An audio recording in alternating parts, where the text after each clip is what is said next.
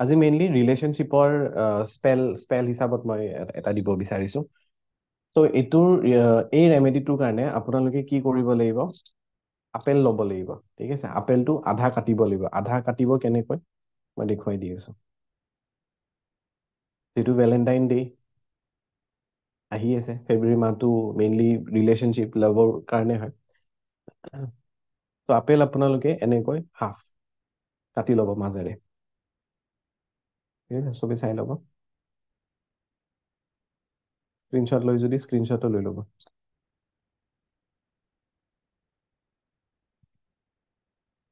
তো ইয়াৰ পিছত কি কৰিব লাগিব? ইয়াৰে অকণমান হাফ মানে হাফ কৰাৰ পিছত ইয়াৰ অকল এটা চাইডৰ পৰা অকণমান গুটিবোৰ এৰুৱাই দিব, চামুচেৰে বা কিবা কটাৰীৰে তেনেকৈ আঁতৰাই দিব।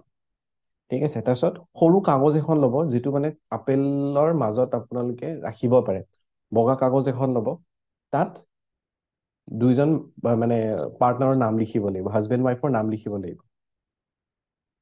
ঠিক আছে, হাজবেণ্ড ৱাইফৰ নাম লিখিলে তাত অকণমান ডালচেনিৰ গুড়ি দিলে, লগতে অকণমান মৌ মিক্স কৰি দিলে। তাৰপিছত এই আপেল দুটা আকৌ ভালকে মানে ফিক্স কৰিব লাগিব মমেৰে। মম গলি যোৱা মমেৰে চাইডেৰে সেইটো বস্তু মানে চিল কৰি দিব লাগিব। আৰু 7 দিনৰ কাৰণে এই আপেলটো ঘৰতে ৰাখিব লাগিব।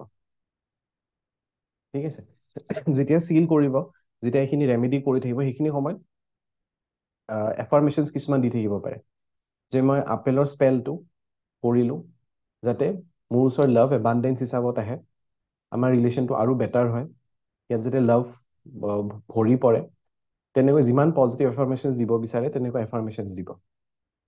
7 দিনৰ পিছত মানে 8 নম্বৰ দিনাখন এই আপেলটো মাটিত পুতি থব লাগিব।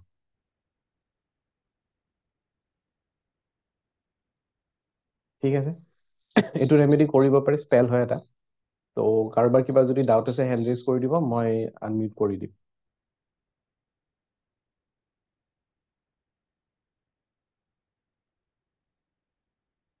হয়, মনমিতা বাইদেউ। স্যাৰ এই যিখিনি ডালচেনিৰ গুড়ি ছটিয়াই দি মৌখিনি ক'ত মিহলাম? তাতে মিক্স কৰি দিব লাগিব, আপেলৰ মাজতে। ডালচেনিৰ ওপৰতে দি আপেলৰ মাজত। ঠিক আছে স্যাৰ, থেংক ইউ স্যাৰ।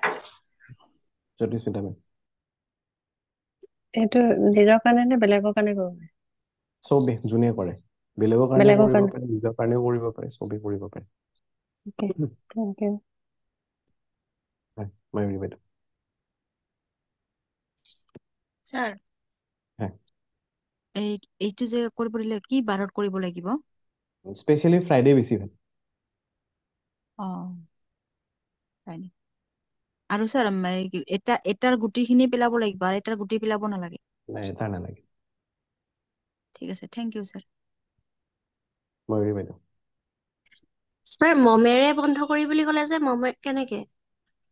যেনেকুৱা মমৰ যে হেৰি ওলাই ন, ৱেক্স, মমটো জ্বলালো, জ্বলাৰ পিছত যে টুক টুক ৱেক্স কৰিলে। তেনেকে চাইডে চিল কৰি দিব লাগিব।